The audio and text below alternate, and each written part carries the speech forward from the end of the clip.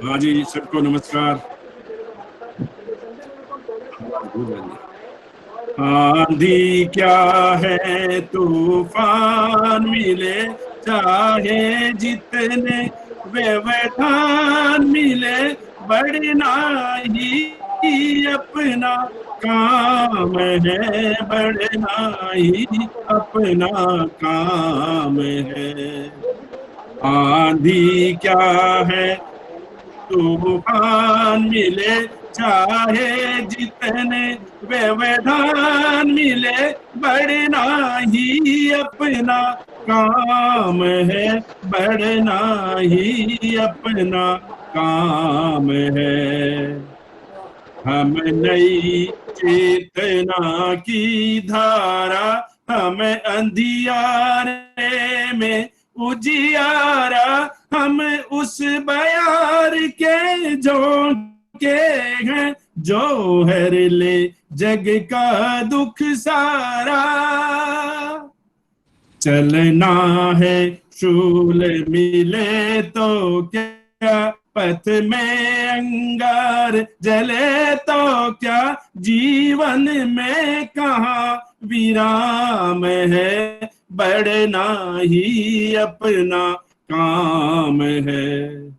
आंधी क्या है, तूफान मिले, चाहे जितने व्यवधान मिले, बढ़ना ही अपना काम है, बढ़ना ही अपना काम है।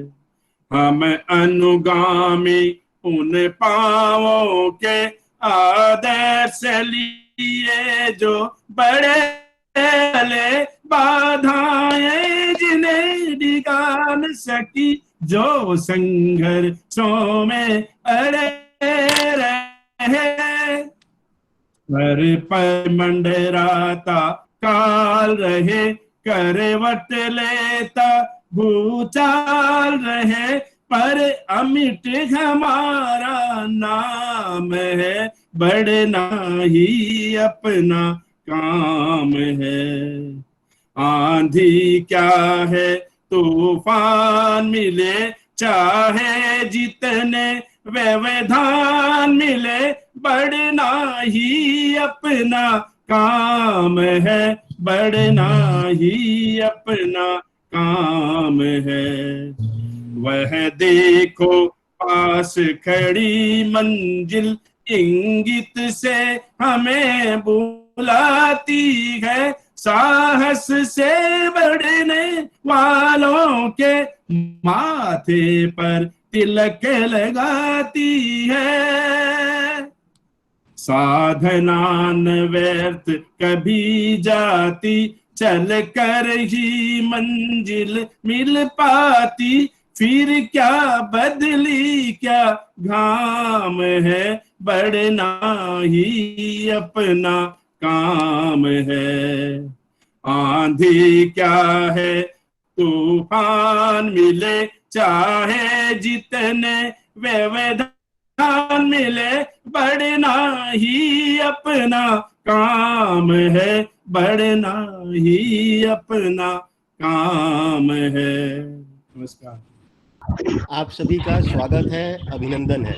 मैं अनुरोध करूंगा खेमानंद से, मैं खेमानंद जी का परिचय करा देता हूं। हमारे संगठन के सह अभियान प्रमुख हैं और जितना भी हम ऑर्गेनाइज कर रहे हैं उसमें टेक्निकल सपोर्ट सब इन्हीं का आ रहा है।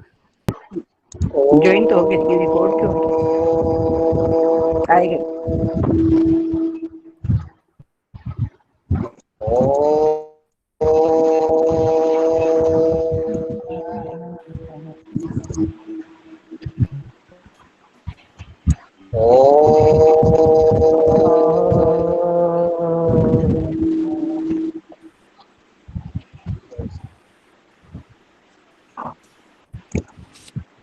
इस बैठक की शुरुआत से पहले मैं इस क्या विचार था जब ये हमने शुरू किया। एक डॉक्यूमेंट्री बनी थी, कोरोना में एकल का क्या योगदान रहा इस काल में, कोरोना काल में। तो वो कुछ मित्रों से मैंने वो शेयर की। तो उसके बाद अप्रिशिएट किया लोगों ने एकल करता क्या है। उन्हीं मेरे मित्र मंडली ने ही पूछा कि एकल करता क्या है। कुछ को पता था कि हम एकल से मैं जुड़ा हुआ हूँ, कुछ को नहीं पता था। तो एक दिमाग में विचार आया कि एक दिन ऐसा करते हैं कि सब मित्रों को जोड़ लेते हैं और बागड़ा जी को बोलते हैं कि आप बताइए कि एकल का शुरू से क्या हुआ। तो अब वो जो 12-13 मित्र लोग थे तो उनमें से 5-6 रह गए ज्वाइन करने के टाइम या ज्वाइन करने के लिए। तो हमने अपनी, क्योंकि मैं स्वयंसेवक हूँ, शाखा में जाता हूँ, तो शाखा के लोगों को बोला। तो वो ये था कि 25-30 लोग हो जाएंगे तो बागड़ा जी को कह देते हैं, वो बताएंगे एकल के बारे में।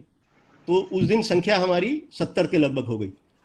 बागड़ा जी ने बताया कि 30 साल से पुराने से पूरा किया कि कैसे शुरुआत हुई, आज हम 1 लाख विद्यालय तक कैसे पहुंचे, कौन कौन से संगठन बीच में जुड़े।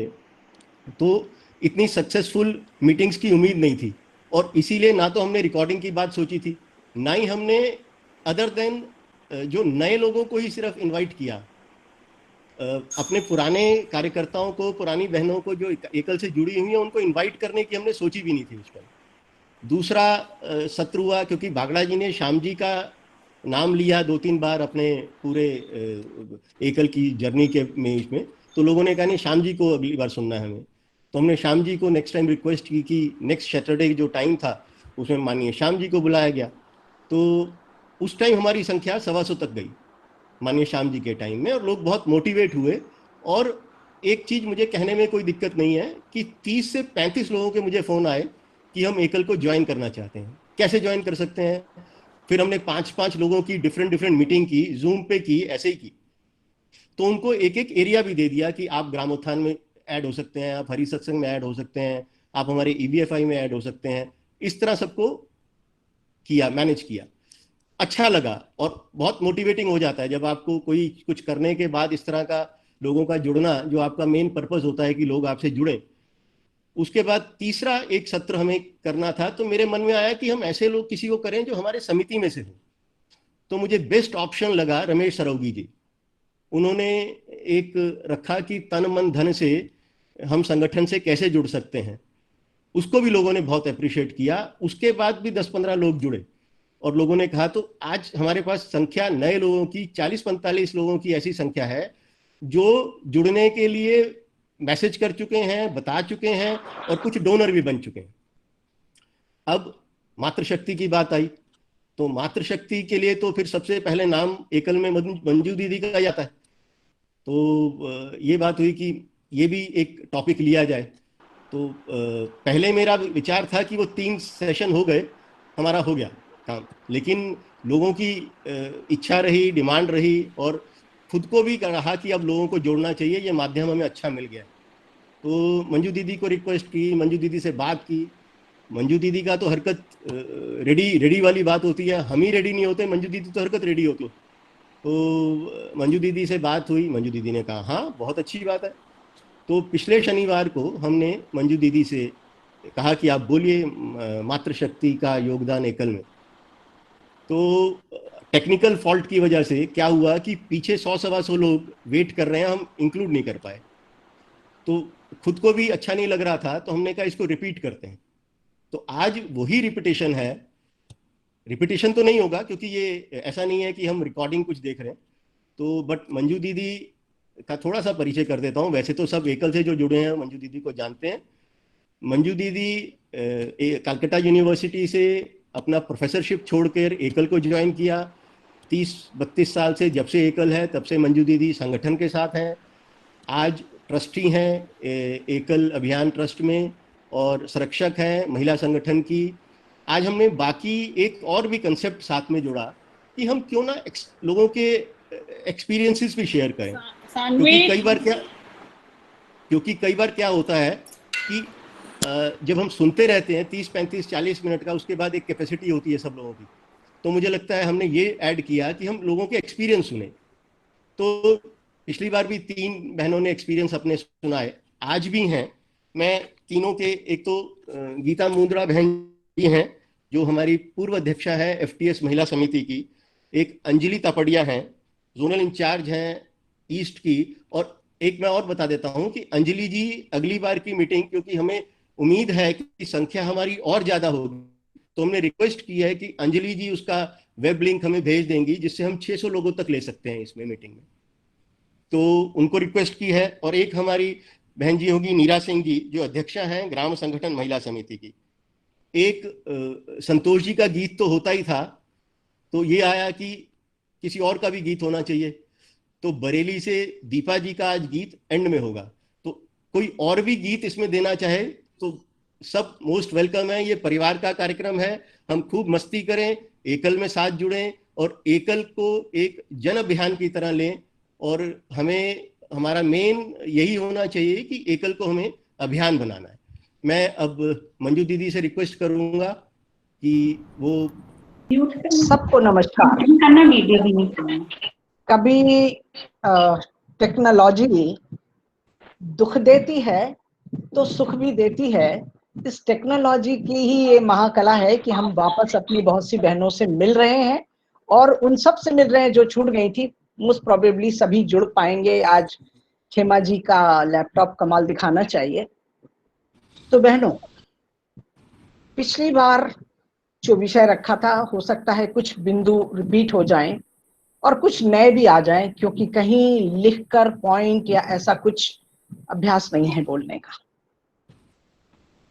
जब विषय रखने का समय आता कि मातृशक्ति का एकल अभियान में क्या रोल रहा, क्या भूमिका, बड़े ही स्वाभाविक रूप से मैं वापस 30 ईयर से आगे चली जाती और वो सारी बातें मेरे स्मृति पटल पर बिल्कुल ताजी हो करके चलचित्र की तरह घूम जाती है। मुझे वो दिन याद है 1989 में वनबंधु परिषद की स्थापना कोलकाता में हुई। उस समय कोई बहुत विशाल कल्पनाएं नहीं हुआ करती थी और उस समय जब इसकी स्थापना हुई तो 90-91 तक तो लोगों को हम ये ही समझाते रहते थे कि है क्या ये वनवासी बंधु, क्या है एफटीएस का, क्या काम है, हम वन टीचर स्कूल क्या चीज है। और लोगों को जोड़ना ही हमारे लिए एक चुनौती भरा काम होता था। हमने नगर संगठन के लोगों को ही उस समय लक्ष्य में रखा हुआ था, जोड़ा था और नीचे की प्रक्रिया भी चल रही थी, सब तरह की बैठकें होती थी। और ये विचार मेरे मन में बार बार आता था कि एफटीएस के साथ यदि महिला संगठन नहीं जुड़ा, बहनें नहीं जुड़ी, तो ये चैप्टर कभी भी पूर्ण नहीं माना जाना चाहिए और नहीं होगा, कार्य ही अधूरा रहेगा। और ये दृढ़ विचार क्यों मन में आता था, क्योंकि 86-87 के दौरान से ही मैं पूर्वांचल कल्याण आश्रम में जुड़ चुकी थी और इस पूर्वांचल कल्याण आश्रम में कोलकाता नगर में 25-26 महिला समितियां बनाई थी। घर घर जाकर के छोटी छोटी बड़ी बड़ी बैठकें हम लिया करते थे, चर्चा करते थे और अपनी छोटी मोटी कल्पनाओं से छोटे छोटे कार्यक्रमों की रचना करते थे। और इसी बैकग्राउंड में वनबंधु परिषद की महिला समिति बनाने का मन में विचार आया। 1992 में सबसे पहले 5 बहनों को लेकर चर्चा प्रारंभ की। छोटी सी बैठक हुई, कुछ हमने विचार किए, कुछ कार्यक्रम किए। बड़ा प्रश्न रहता था नगर में करें तो क्या करें, हमारे काम तो गांव में होते हैं और हम कोई इसका उत्तर बहुत अच्छी तरह नहीं जानते थे कि क्या करें। एक दिन मैंने अपने घर पर बैठक आयोजित कर ली। हम उस समय बड़ी तैयारी, यानी भगवान का चित्र लगाते थे, अगरबत्ती जलाते थे, वो सब किया, सोफा वगैरह हटा करके कारपेट लगाया, ये सोच करके कि 25 बहनें तो आ ही जाएंगी।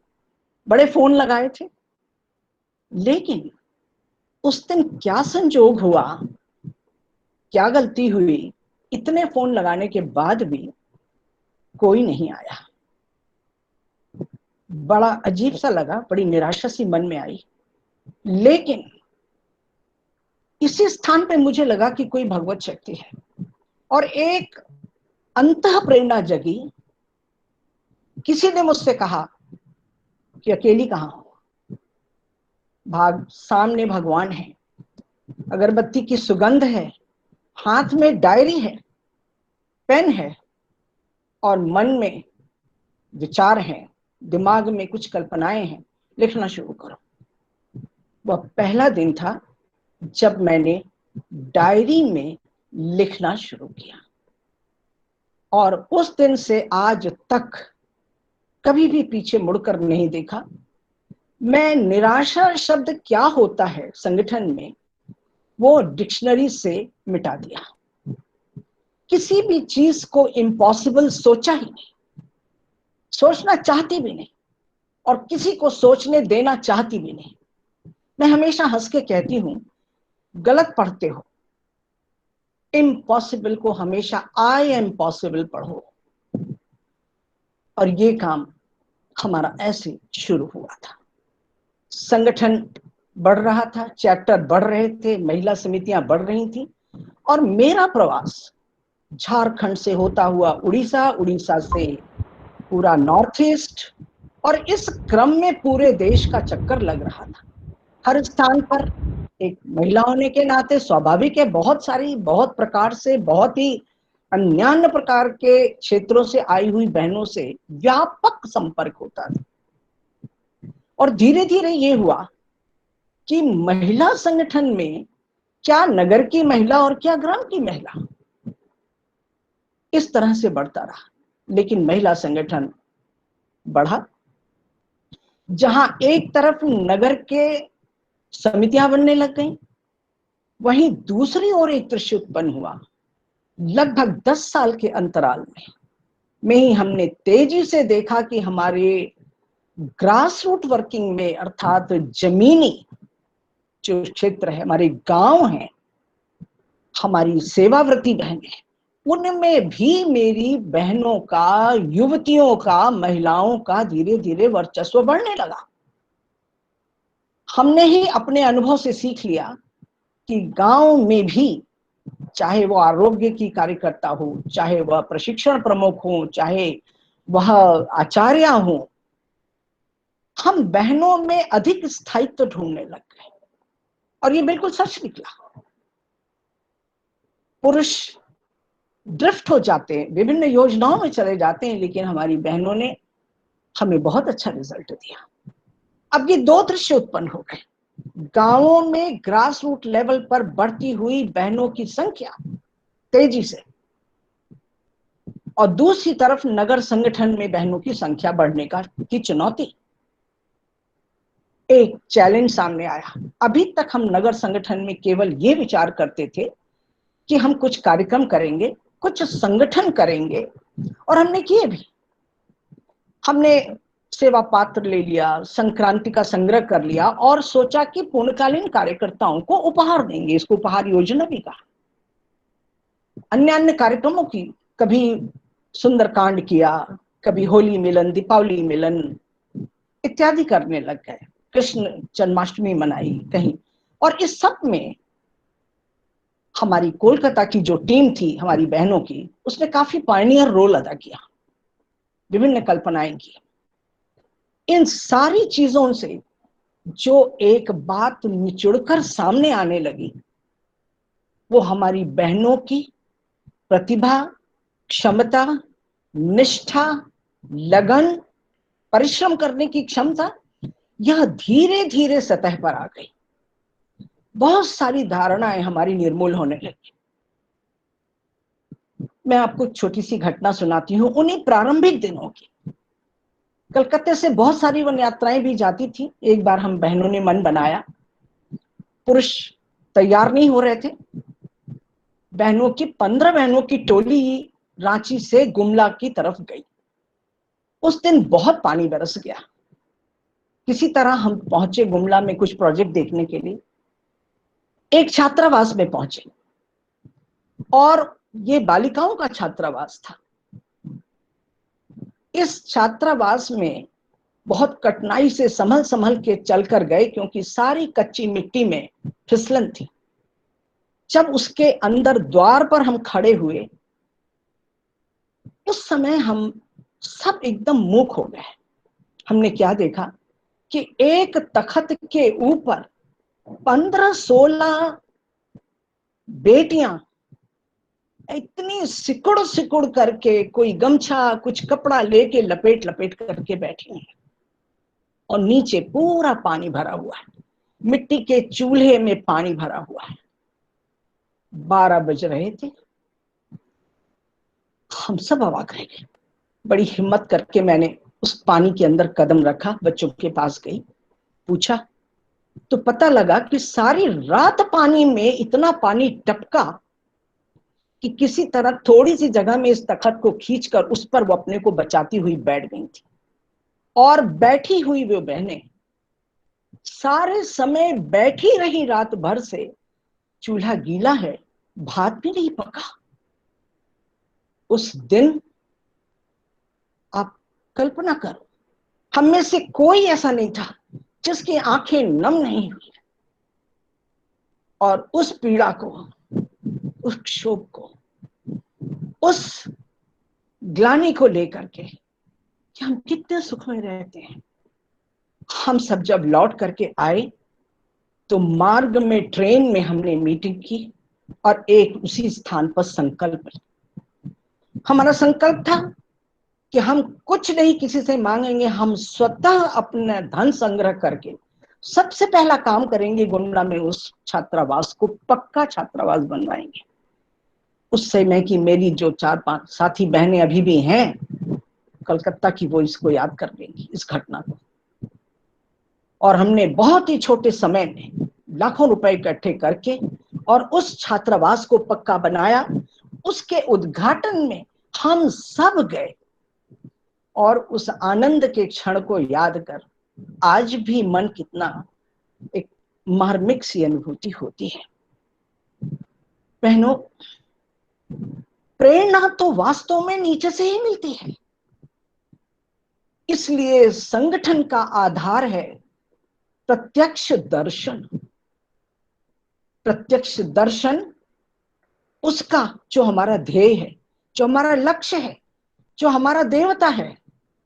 संगठन किसी भगवान से कम नहीं होता है। और उससे ही उत्पन्न होती है प्रेरणा, उससे ही उत्पन्न होता है संकल्प। मुझे याद आ रहा है, जब स्वतंत्रता का संघर्ष चल रहा था, मैं किताबें पढ़ती रहती हूँ हमेशा। महामना मालवीय ने उस समय स्वतंत्र भारत में भारत को उज्जवल और पुनरुत्थित बनाने के लिए नौजवान युवक और युवतियों को एक आह्वान दिया था और कहा था, निकल पड़ो, संकल्प और उद्यमिता से आगे बढ़ो। आज मैं अपनी बहनों के सामने इस कॉन्सेप्ट को क्लियर करना चाहती हूं। यही है एक ऐसा मूल मंत्र। संकल्प हम सब जानते हैं, और एक बहुत ही साधारण सा उदाहरण जो मैंने उस दिन भी दिया था, आज आपको पुनः शेयर करती हूं, क्योंकि इससे सिंपल और सरल उदाहरण से ही दोनों शब्द समझ में आते हैं। मैंने बहुत सारे महिला वर्गों का आयोजन उन दिनों हम करने लग गए थे, क्योंकि वो एक सरल तरीका था कि एक साथ 100, 200, 250, 150 विभिन्न संख्याएं होती थी। कभी हम छोटे नगर में करते थे, कभी बड़े नगर में करते थे। और जब हम छोटे नगरों में करते थे जाकर के, तो वहां नगर की बहनें तो कम होती थी, वास्तव में ग्राम संगठन की बहनें ही बहुत बड़ी संख्या में वहां आया करती थी। ऐसे ही वाराणसी के एक महिला संगठन, नगर संगठन में विषय चल रहा था। पीछे से एक बहन ने हाथ उठाया, थोड़ा छोटे कद की थी इसलिए थोड़ा कोशिश कर रही थी।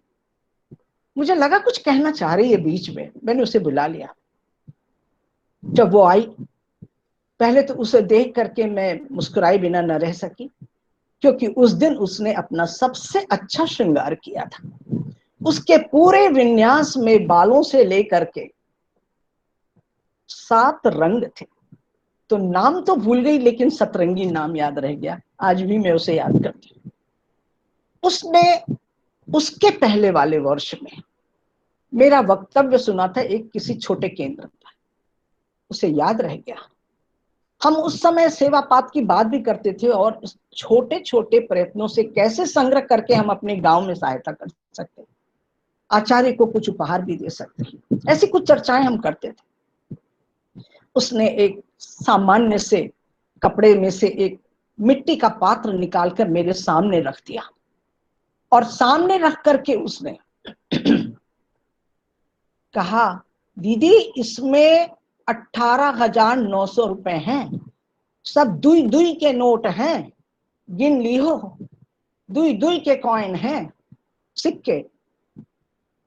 मैं बड़े ताज्जुब में हुई। तब उसने बताया कि आपने पिछले वर्ष मुझे कहा था, हम सबको कहा था, तब से मैं बहुत गरीब हूं, मेरी कोई कमाई नहीं है, मैं पूरे गांव में, बगल के गांव में हर दिन कहीं न कहीं वापस जा करके और कुछ न कुछ काम करती हूँ, किसी के घर सफाई करती हूँ, निराई करती हूँ, कुटाई करती हूँ, खुदाई करती हूँ, बनाने का काम करती हूँ, छप्पड़ बंधवाने का काम करती हूँ, ईंटे की धुलाई करती हूँ, ताकि रोज कुछ कमाऊं तो उसमें से 2 रुपए रख दूं। यह उदाहरण है उस महिला के संकल्प का कि आगामी वर्ष जब दीदी को मिलूंगी तो राशि दूंगी, और इस संकल्प को, इस लक्ष्य की आपूर्ति करने के लिए उसने इस उद्यमिता को अपनाया, अर्थात नए नए ढंग से अर्थ संग्रह करने की योजना बनाई। जब हम किसी लकीर की फकीर पर चल करके कुछ काम करते हैं, एक बेटा अपने पिता की दुकान पर बैठ जाता है तो उसको हम एंटरप्राइज भी नहीं कह सकते और उसको उद्यमिता भी नहीं कह सकते। जब हम रिस्क उठाते हैं, अपनी सोच से हम काम करते हैं और आगे बढ़ते हैं साहस पूर्वक ढंग से, उसको कहते हैं उद्यमिता। और इस उद्यमिता के लिए स्वयं सिद्धा बनना पड़ता है। मैं खूब अच्छी तरह एक एक बहन के बारे में जानती हूं कि हमारी इस टीम में, राजेश जी आप संगठन के सर्वोच्च शिखर पर बैठे हैं, हम में से बहुत सी बहनें स्वयं सिद्धा हैं, जो स्वयं भू स्वतः प्रेरणा से संकल्प उठाकर लक्ष्य की आपूर्ति के लिए वे उद्यमिता के साथ आगे बढ़ती हैं। अन्य बहनें, यही हमारी शक्ति है। कहने की आवश्यकता नहीं है कि बहनों को भगवान ने निश्चित रूप से कुछ ऐसे नैसर्गिक ईश्वर प्रदत्त गुण से सजाया है जिसके कारण हम जन्मदाता भी हैं, पालनकर्ता भी हैं, जरूरत पड़े तो संघर्ष करके सजा देना, संहार भी कर सकते हैं। इसीलिए हम ब्रह्मा विष्णु महेश का रूप है। इतना ही नहीं, एक सेकंड यशु, मैं मीटिंग में हूं, प्लीज बाद में करता हूं। हाँ, गूगल में। एक मिनट, लगातार फोन आ रहा था बाहर से। तो हमें शक्ति क्यों कहा गया? हम शक्ति स्वरूपा क्यों हैं? ये अलंकार नहीं है, ये हमारा चरित्र है, ये हमारा गुण है और हमारे पूरे विन्यास का एक महारूप है। कोई भी फील्ड उठा लीजिए, कोई भी फील्ड, और आज तो हम कह सकते हैं कि कुछ भी नहीं बाकी रहा। चाहे युद्ध का मैदान हो, बेटियां यशस्वी हैं। चाहे फाइनेंस और अर्थतंत्र की बात हो, बड़ी बड़ी स्थानों पर आज बहनें, महिलाएं बैठी हुई हैं। विद्या के क्षेत्र में भी उन्होंने पराकाष्ठा प्राप्त की है। तो सब कुछ तो है। जब हम बच्चे को पाल रहे होते हैं, ममतामयी माँ बने होते हैं, घर का फाइनेंस देख रहे होते हैं, घर के ऊपर कोई संकट आता है तो संघर्ष की भूमिका में आ जाते हैं, तो हम सब कुछ बन जाते हैं। अर्थात सरस्वती भी है, लक्ष्मी भी है, और दुर्गा का रूप धारण करते हुए भी हमें देर नहीं लगती। इन तीनों रूप में हमने अपनी भूमिका बहुत सफलता से निभाई है। जब ये काम बढ़ता चला गया तो एक छोटी सी घटना और सुनाने का मन कर रहा है। उड़ीसा के प्रवास पे गई थी। मैं इसलिए सुना रही हूं कि ये एक माँ के मन की बात है, भावना है। बहुत इंटीरियर गांव में हम गए थे, हमारे साथ अन्य कार्यकर्ता भी थे, और माटी के फ्लोर पर बैठ करके उस माँ के हाथ का भात और किसी एक हरी सी कोई चटनी और एक पीले पानी को जिसको दाल समझकर हमने खाया। उस माँ को हमने जब ये कहा, उसके बेटे का नाम था तरणी सेन, धरती रक्षा वाहिनी का वो कार्य देखता था, बड़ा योद्धा था, एकदम वनवासी युवक। जब माँ को ये कहा कि माँ, क्या तुम जानती हो कि तुम्हारा बेटा कितना बड़ा काम कर रहा है? उस माँ ने हंसते हुए कहा कि मेरा बेटा नहीं है, ये तो भारत माता का बेटा है और ये तो भारत माँ का काम कर रहा है।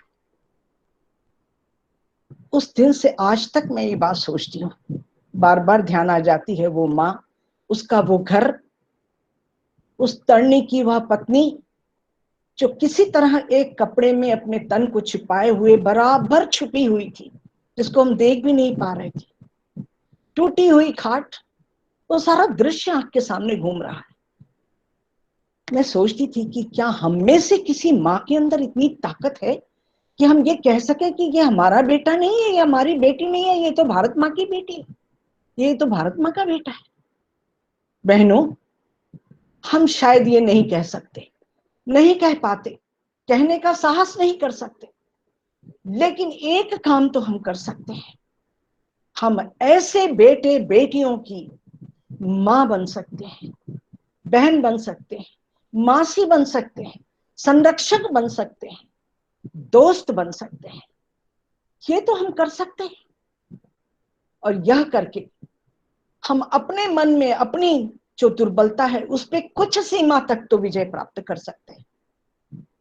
हाँ, हम अपने बच्चों के लिए शायद नहीं बोल सकते, पर उस बालक को, उस बालिका को अपने हृदय से लगा सकते हैं, उसकी संरक्षिका बन सकते हैं।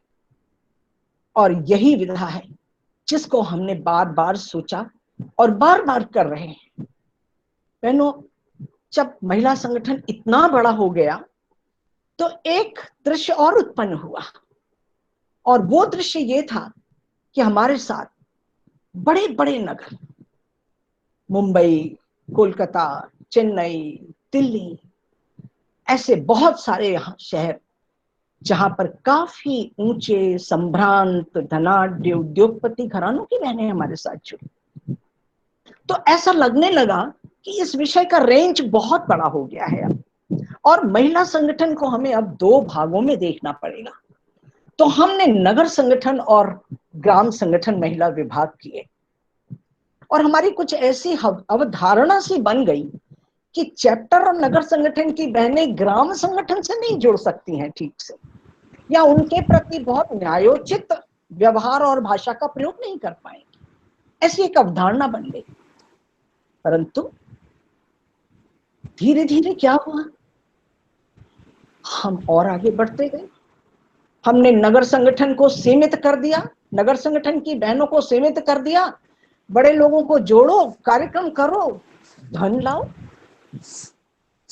लेकिन कुछ ही वर्षों के बाद उनके बीच से भी कुछ कुछ आवाजें आने लगी कि हमें तो गांव से चुनना है। दूसरी तरफ हमने ग्राम संगठन की बहनों को, उनके फोकस को हमने कहा, तुम कार्यकर्ता की अभिभावक बनो, स्नेह संपर्क परिवार बनो, गुणवत्ता की ओर ध्यान दो, नीचे प्रवास करो, छोटे छोटे बिल्कुल संग्रह करो। और इन दोनों प्रकार के संगठनों में व्यापक प्रवास करते हुए मेरे मन का मंथन हमेशा चलता रहा, और मैं हमेशा ये सोचती रही, या कह लीजिए कि व्याकुल होती थी कि ये ग्राम संगठन और ये नगर संगठन, ये दोनों मेरे हृदय के दो वॉल्व हैं, एक साथ धड़कते हैं। और मुझे हमेशा ये लगता था कि नगर संगठन ग्राम संगठन के बगैर इनकम्प्लीट है, अधूरा है, अधूरा है, आधे रास्ते पे खड़ा है। ठीक उसी प्रकार मुझे लगता था कि ग्राम संगठन की बहनें भी कहीं छूट रही हैं। और मैं धन्यवाद देती हूं इस कोविड-19 को, जिसने हमें बहुत बड़ी अनुभूति दी। अनुभूति से एक अंतर्दृष्टि ने जन्म लिया और एक दूरदृष्टि प्राप्त हुई, एक मार्गदर्शन हो गया अपने आप। हम सब साक्षी हैं इस बात के कि जो विचार क्रांति योजना, यह भी मानो माननीय श्याम जी के ऊपर भी कोई ऐसी दैवीय शक्ति अवतरित हुई और यह योजना उसमें से निकल कर आ गई। और वे अकेले एक आइसोलेशन में बैठ करके एक कार्यकर्ता के साथ पूरे देश में लाइव जीवंत तार की तरह, जैसे इलेक्ट्रिक का लाइव वायर होता है, उस तरह से संवाद और संप्रेषण और संपर्क की जो धारा का प्रवाह हुआ, उसने हम सब की आंखें खोल दी। हम सब ने गजब की अनुभूति की। मैं देख रही हूं बहनें लिख रही हैं, तो पावर हाउस है कहां? ये पावर हाउस है गांव में, हमारे सेवाव्रती कार्यकर्ताओं के पास। उनको छू लो, उनकी वाणी सुन लो, उनसे प्यार से बात कर लो। आप एक शब्द प्यार के बोलते हो, वो 10 शब्द प्यार के बोलते हैं। दीदी अब जल्दी से हमारे घर आना, आप तो हमारे जरूर आना गांव। मुझे ऐसा लगता था जब ये बोलते थे, और सिर्फ मुझे ही नहीं, सारी बहनों जिन्होंने नीचे तक जुड़ाव किया, जिन्होंने नीचे तक लोगों से बात की, उन सबके हृदय के ये तार झंकृत हुए। ये दीदी शब्द, ये मां शब्द शायद कभी इतना मीठा, इतना मधुर, इतना अंतःकरण में नहीं उतरा जितना अभी उतरा। ये क्या है? जिसको देखा नहीं, जो मेरा कोई नहीं, कोई रिश्ता नहीं, हम जानते नहीं, पहली बार सुन रहे हैं आवाज। जब हम सीएनसी करते हैं कॉन्फ्रेंस, तो देखते भी नहीं, संभव भी नहीं, इतने नीचे गांव के बच्चे जुड़ भी नहीं पाते, हम उनके चेहरे भी नहीं जानते। लेकिन धीरे धीरे हमें आवाज समझ में आ जाती है। क्या है उनकी वाणी में? उनकी वाणी में जो आकर्षण है, जो खिंचाव है, जो मर्म को छूने की ताकत है, इसने हमारे जीवन को बदला है, हमारे विचार को बदला है। आज इस स्थान पर मैं ये अधिकार पूर्वक, दृढ़ता पूर्वक कह सकती हूं कि अब कोई डिवीजन नहीं है। अब नगर संगठन ग्राम संगठन के बगैर अधूरा है, इनकम्प्लीट है, कोई पूर्णता नहीं हो सकती। और ग्राम संगठन नगर संगठन के बगैर उतना ही अधूरा और अपूर्ण है। कम से कम हम बहनें इसको बहुत अच्छी तरह जानते हैं। हमारे टेक्निकल या कानूनी जो बाकी के जो आवश्यकताएं हैं वो अपने स्थान पर रहेंगी। एफटीएस ही कहलाएगा, चैप्टर ही कहलाएगा, संभाग भाग अंचल संच वही कहलाएंगे। लेकिन भावना का प्रवाह अब नहीं रुकने वाला। मैं तो प्रार्थना करती हूं अपने वरिष्ठ लोगों से कि अब हमारे अंदर इस अनुभव ने हमें एक स्वयंभू स्वतः प्रेरणा कि ऐसी हमारे अंदर अलख जगा दी है कि हम सब स्वयं सिद्धा बनने के लिए संकल्प और उद्यमिता से आगे बढ़ सकते हैं। और जब हम ये कर पाएंगे, तब निश्चित रूप से वो दिन आएगा और ये क्रम हमेशा चलता रहेगा। तो हम इसके लिए तैयार हैं और समय की सीमा मुझे दिख रही है, मुझे 3 बहनों को और बुलाना है। तो बहनों, हम सब एक हैं। एक ही शब्द कहती हूँ कि हम सब एक मय हैं। समन्वय शब्द भी मैं बोलना नहीं चाहती, समन्वय की आवश्यकता नहीं जब हम एक मय हैं। अब हम कहेंगे कि हम ग्राम संगठन, नगर संगठन की बहनें एक मय हैं, हमारा विचार, हमारी भावना एक है। तो अभी यहीं पर मैं अपनी वाणी को विराम देते हुए सबसे पहले श्रीमती गीता मुंद्रा, जो इंदौर से हैं और वे वनबंधु परिषद की राष्ट्रीय अध्यक्ष, महिला समिति की राष्ट्रीय अध्यक्ष रही हैं, और इस समय वो राष्ट्रीय संगठन मंत्री हैं पूरे वनबंधु परिषद की। तो गीता जी, आप अपना विषय रखें, मेरा ख्याल है आप हैं। मैं श्री राम जी की बात सुनने के बाद तो ऐसा लगता है कि सुनते ही रहो। मंजू दीदी हमारे महिलाओं के बीच में एक आदर्श है, प्रेरणा स्रोत है, और ठीक यही बात हम सब लोगों के साथ है। वनबंधु परिषद में प्रवेश कैसा हुआ, उसकी कहानी कहने से पहले मैं धन्यवाद देना चाहूंगी, श्रद्धा से नमन रहूंगी बापूजी और माँ के प्रति, जिन्होंने मुझे प्रेरणा दी कि इस छोटे समाज को छोड़िए और बड़े समाज की तरफ आगे बढ़िए। उनकी प्रेरणा को मैंने समझा, माना कि एक बड़े उद्देश्य के लिए, बड़े कार्य क्षेत्र के लिए बड़ों की बात को मान ही लेना चाहिए। समझने की बात तो बाद में करते रहेंगे। इसी दृष्टिकोण से जब मैं अपने समाज के सामाजिक कार्यों से निवृत्त हुई तो इधर प्रवृत्त होने के लिए उन्होंने मेरे को प्रेरित किया।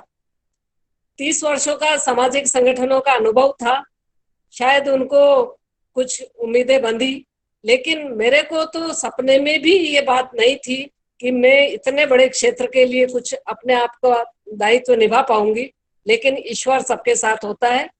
इसी तरीके से थोड़े दिनों बाद जब इंदौर में चैप्टर खुलने वाला था, मंजू दीदी से संपर्क हुआ। मंजू दीदी जब आई और उन्होंने जो प्रेजेंटेशन दिया, उस नाम को तो जानती थी पर काम नहीं मालूम था, लेकिन उनके प्रेजेंटेशन से थोड़ा बहुत समझने का प्रयास करा और थोड़ा सा टाइम भी लगा वनबंधु परिषद के कार्यों को समझने में। लेकिन उन्हीं दिनों में जब इंदौर चैप्टर की वन यात्राएं हुई तो मैंने ये जाना कि शहरी विनम्रता और गांव का भोलापन अगर दोनों मिल जाए तो कितना अच्छा सामंजस्य बैठ सकता है।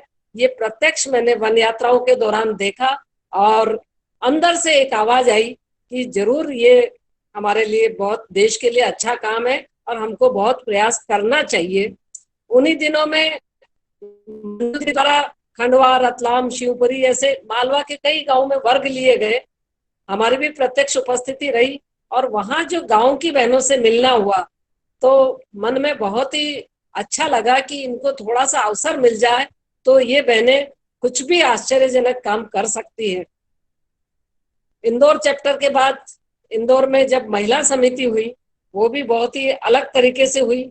बापूजी, मंजू दीदी और हमारे इंदौर के 2-3 लोग, और साथ में जब उन दिनों में भोपाल में मेरी बहन उमा जी सोडानी के जिम्मे ये काम था कि इंदौर में महिला समिति बनाई जाए।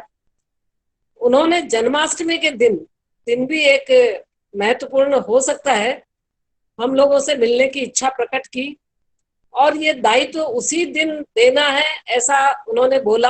हालांकि हमारी कोई मानसिक तैयारी नहीं थी, लेकिन ईश्वर का धन्यवाद कहना चाहूंगी कि ये दायित्व मुझे दिया और इंदौर की मेरी बहनों ने साथ दिया और हमने अपना इस क्षेत्र में ABCD सीखना शुरू किया।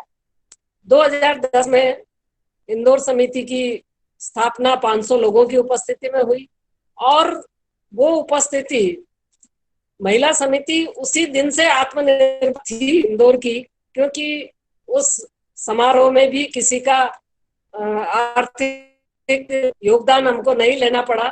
महिलाओं ने ही सारी व्यवस्था संभाल ली थी और कर ली थी। और आज भी मैं ये सोचती हूँ कि महिलाएं किसी से कम नहीं है।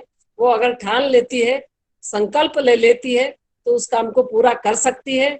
अभी कई उदाहरणों के माध्यम से मंजू दीदी ने भी कई उदाहरण दिए, बड़े मार्मिक उदाहरण भी था, और तो हम सबको बहुत ही जागृत कर दिया है, हमारी अनुभूतियों को बहुत प्रेरणा दी है।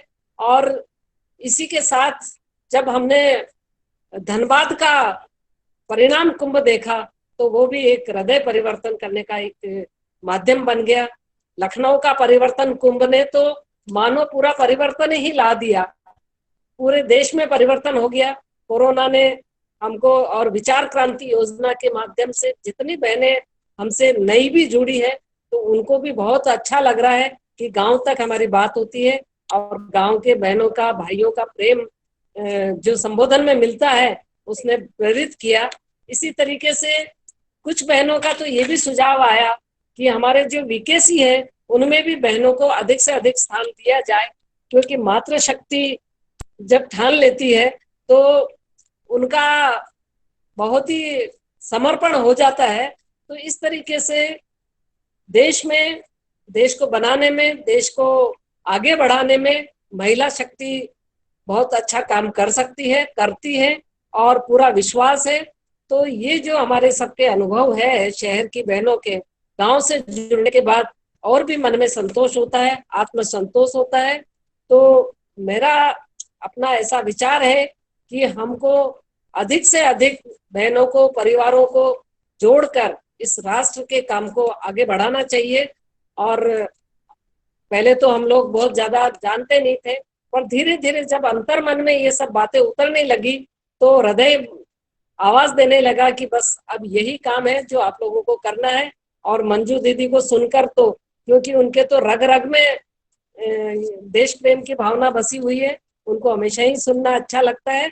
और मैं अपनी शुभकामनाएं तो क्या दूं, एक बहुत ही अच्छा आंदोलन हम सब मिलकर कर रहे हैं और ये जन आंदोलन बन जाए। इन्हीं शुभकामनाओं के साथ मैं अपनी वाणी को विराम देती हूँ। जय श्री राम। गीता जी, बहुत ही अच्छा लगा। और अब मैं आमंत्रित करना चाहूंगी, क्या अंजलि है, उपस्थित है? अंजलि पूना से। हाँ हूँ। अंजलि अपने को अनम्यूट करो और स्क्रीन पर आओ। मंजू दीदी, गीता जी, लता जी, सभी को मेरा वंदन है। अभी अभी मंजू दीदी ने बताया पावर हाउस के बारे में, उन पावर हाउस को मेरा नमन है। मंजू दीदी, सच में सुनते ही रहो ऐसा वक्तव्य था आपका। बहुत बहुत धन्यवाद मार्गदर्शन के लिए। और दीदी, मैं आपको विश्वास दिलाती हूँ कि एकल की अलख को सर्वदा प्रज्वलित रखते हुए हम सभी बहनें अभियान की शक्ति बन अपने देश को गरिमामय बनाने के संकल्प के साथ आगे बढ़ते जाएंगे और स्वयं सिद्धा बनकर निश्चित आगे बढ़ेंगे। बहुत बहुत धन्यवाद। मैं बड़ी सौभाग्यशाली हूँ कि ईश्वर ने मुझे एकल के माध्यम से राष्ट्र निर्माण के इस महायुद्ध में जोड़ा और एक जागरूक नागरिक बनने का अवसर प्रदान किया। मेरा एकल में प्रवेश हुआ, उसके पीछे हमारी पुणे समिति की प्रेरणा स्थान है आदरणीय माँ तथा बाबूजी, हमारे चैप्टर के अध्यक्ष आदरणीय वसंत जी राठी तथा अमेरिका में एकल में कार्यरत पुणे निवासी आदरणीय नारायण चांडक जी। एकल ने जीवन को नई दिशा, संतोष एवं आनंद की अनुभूति दी, स्व की भावना से ऊपर उठाया, संवेदना व ममता के नए अर्थ दिए, चिंतन का मार्ग बदला और देशभक्ति की भावना को बल दिया। क्या सीखा मैंने एकल के इन बच्चों से? जीवन का आनंद क्या है, खुशियां क्या है, समाधान क्या है? तो बस छोटे छोटे क्षणों को बटोरना, उनमें खुशियां बांटना और तृप्त होना, इसका सुंदर अनुभव हुआ मुझे कुछ महीने पूर्व जब हम एकल के बच्चों को मिलने गए थे। उन बच्चों ने बड़ा सुंदर स्वागत गीत गाया था हमारे लिए। कोई वाद्य नहीं, कोई माइक नहीं, बस हाथ में झाड़ू की बन गई थी गिटार, डस्टबिन बन गया था तबला, कागज का बनाया बॉल और बन गया माइक। शाश्वत था तो केवल उनका जोश, आनंद, चेहरे की खुशी और समाधान। मैंने उनसे सवाल किया, बच्चे लोग आप कैसे हो? तुरंत जवाब आया, मस्त। मैंने सोचा, पेट भरने के लिए कुछ नहीं, रहने के लिए छोटी सी झुग्गी झोपड़ी, कपड़े नहीं शरीर पर, कैसा नसीब लेकर आए, फिर भी कह रहे मस्त। मुझे 2 पंक्तियां याद आई, खुश नसीब तो वो नहीं जिसका नसीब अच्छा है, खुश नसीब तो वो है जो हमारे नसीब से खुश है। बड़े खुश थे। सच, ताम झाम के बगैर अभावों के बीच भी कोई खुश रह सकता है, यह उन बच्चों से सीखा।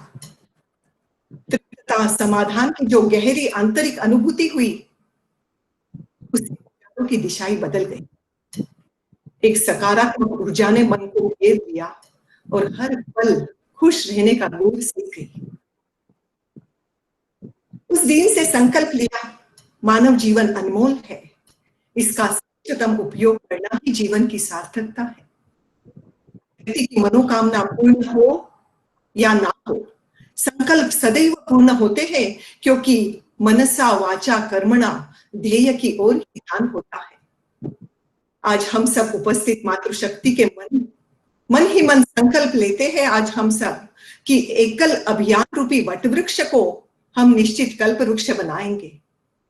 मन की पवित्रता, विचारों की शुद्धता, कार्यों की सुदृढ़ता, समयबद्धता, दृढ़ इच्छा शक्ति जैसे गुण हम खुद में लाने का जरूर प्रयास करेंगे।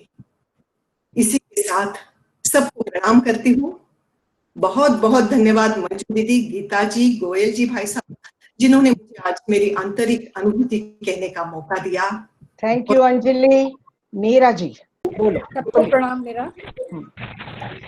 ये एकल को जानो का ये जो कार्यक्रम शुरू हुआ, लगता है कि सबको जोड़ दिया राजेश भाई ने। और आज मैं बस इतना बताना चाहती हूँ कि मुझे एकल को मुझे पहचानवाया, और मेरा एकल का सफर अगर शुरू होता है तो एक ही व्यक्ति से, और वो है मंजू दी। मुझे आज तक याद है कि मेरे घर भी अस्त व्यस्त था, बैठने की जगह नहीं थी, और मंजू दी मेरे घर आई थी और उन्होंने एक ही मंत्र मुझे दिया जो शायद मेरे दिल में ऐसा उतरा, और वो मंत्र यही था जो आज भी उन्होंने बोला, कुछ नहीं, तुम्हें बस माँ बनना है, इन बच्चों की माँ बनना है।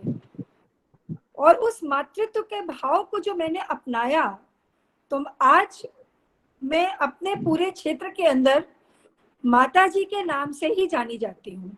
चाहे 60 साल का व्यक्ति हो, वो भी मुझे माता जी बोलता है। उसका कारण यह है कि वो माँ की ममता ही नहीं खत्म होती, उसमें कभी गलतियां भी होती है, माँ से जैसे होता है, और मातृत्व तो है ही है। तो मेरा सफर शुरू हुआ एकल का उस मातृत्व के भाव से। मेरे को इस भाव ने जमीन तक उतार दिया। मैं गांव-गांव जाके प्रवास करने लगी। मेरा रिश्ता गांव के बहनों से भी होता चला गया, कार्यकर्ताओं से भी होता चला गया। उनसे मैंने जो सीखा वो शायद मुझे पूरे जीवन में कोई और नहीं सिखा पाया। और वो सीखा कि अधिकार लिए नहीं जाते हैं, अधिकार कमाए जाते हैं। निर्देश दिए नहीं जाते हैं, केवल आप दूसरों की सोचिए तो आपकी हर बात हर व्यक्ति मान ही लेगा। और यही मैंने एकल में सबसे बड़ी बात सीखी। और उससे भी बड़ी बात सीखी कि गलतियों से लोगों की परेशान नहीं होना। अभी तो हमें भी सीखना है, तुम्हें भी सीखना है, सबको सीखना है। और एकल से मैं आज तक सीख रही हूँ, और शायद जिस समय तक आंख बंद होगी तब तक सीखती रहूंगी। मंजू दी, इसके लिए बहुत बहुत धन्यवाद आपको। मेरे दूसरे गुरु हैं माननीय श्याम जी। उन्होंने मुझसे बोला एक बार कि एकल को कभी संस्था मत समझना, ये परिवार है। अभी जो राजेश भाई ने बोला, यही भाव मैं चाहती हूँ कि एकल को समझने के लिए कुछ भी नहीं चाहिए, केवल दिल चाहिए। सिर्फ एहसास चाहिए, भावना चाहिए। और जैसे हम अपने परिवार को समझते हैं, अगर उसी तरह से अगर एकल को हम समझते रहेंगे, हमें कोई भी किसी काम से हम स्वयं को रोक ही नहीं पाएंगे। हम अपने आप इसमें बढ़ते जाएंगे। जैसा कि मंजू दी ने कहा कि भावना का प्रवाह अब रुकने वाला नहीं है। ये भावना का प्रवाह सारे बंधनों को खत्म कर चुका है। आज मुझे इतनी खुशी है कि मातृशक्ति के कार्यक्रम में हमारे भाई भी हैं, नगर संगठन की बहनें भी हैं, ग्राम संगठन की बहनें भी हैं, और हम इस अभियान को, मुझे विश्वास तो छोड़िए, मुझे मतलब ये पता है कि ये होना ही है, कि ये जनमानस का अभियान बनेगा, ये वो आंदोलन बनेगा जो पूरे इस राष्ट्र की दृष्टि को बदलेगा। हम सिर्फ ईश्वर से आशीर्वाद मांगते हैं इसके लिए और संकल्पित हैं इस कार्य के लिए। सबको मेरा बहुत बहुत धन्यवाद मेरी वाणी को सुनने के लिए। नमस्कार। बहुत अच्छा नीरा। बहुत अच्छा दीदी। मैं सिर्फ एक ही बात समअप के लिए बोलूंगा, क्योंकि मैं अपने को इतना सक्षम नहीं मानता कि अपनी बहनों की बात को समअप कर सकूं। मेरी तरफ से सबको सादर प्रणाम। अब दीपा जी हैं बरेली से। सभी को मेरा सादर एकल प्रणाम। जैसे कि आज का टॉपिक है जो मातृशक्ति, तो ये जो गीत है मातृशक्ति को ही समर्पित है। और बस इतना ही कहना है कि आज का जो समय है, जो ये परीक्षा की घड़ी है, ये मातृशक्ति की सबसे ज्यादा है कि हमें किस तरीके से अपना घर, परिवार और अपना देश के मनोबल को बनाए रखना है। इसलिए बहुत जरूरी है कि हम सब बहुत दृढ़ता से इसका सामना करें। तो ये सॉन्ग जो गीत है ये मातृशक्ति के लिए ही है। तो मैं शुरू करती हूँ। ये मत कहो प्रभु से मेरी मुश्किलें बड़ी है, ये मत कहो प्रभु से मेरी मुश्किलें बड़ी है, ये मुश्किलों से कह दो मेरे प्रभु बड़े हैं। ये मत कहो प्रभु से मेरी मुश्किलें बड़ी है, ये मुश्किलों से कह दो मेरे प्रभु बड़े हैं। आती है आंधियाँ तो करे उनका खैर मकदम, आती है आंधियाँ तो करे उनका खैर मकदम, तूफान से ही तो लड़ने खुदा ने तुझे गढ़ा है। ये मत कहो प्रभु से मेरी मुश्किलें बड़ी है, ये मुश्किलों से कह दो मेरे प्रभु बड़े हैं, ये मुश्किलों से कह दो मेरे प्रभु बड़े हैं। अग्नि में तप के सोना है और भी निखरता, अग्नि में तप के सोना है और भी निखरता, दुर्गम को पार करके हिमालय कोई चढ़ा है। लाएगी रंग मेहनत आखिर हमारी एक दिन, लाएगी रंग मेहनत आखिर हमारी एक दिन, होगा विशाल तरवल ये बीज जो पड़ा है। मत कहो प्रभु से मेरी मुश्किलें बड़ी है, ये मुश्किलों से कह दो मेरे प्रभु बड़े हैं, ये मुश्किल से कह दो मेरे प्रभु बड़े। वो सर्वशक्तियों से जब साथ है हमारे, वो सर्वशक्तियों से जब साथ है हमारे, हर काम उसके रहते हर किस हुआ पड़ा है। अभी हारना ना हिम्मत का कदम बढ़ाओ, कभी हारना ना हिम्मत का कदम बढ़ाओ, हजारों कदम बढ़ाने को सामने मत कहो प्रभु से मेरी मुश्किलें बड़ी है, ये मुश्किलों से कह दो मेरे, ये मुश्किलों से कह दो मेरे प्रभु, ये मुश्किलों से कह दो मेरे प्रभु। धन्यवाद दीपा जी। खेमानंद जी को कहूंगा कि शांति मंत्र से कार्यक्रम का समापन। सर्वे भवन्तु सुखिनः, सर्वे सन्तु निरामया, सर्वे भद्राणि पश्यन्तु, मा कश्चित् दुःखभाग् भवेत्। ओम शांति शांति शांति।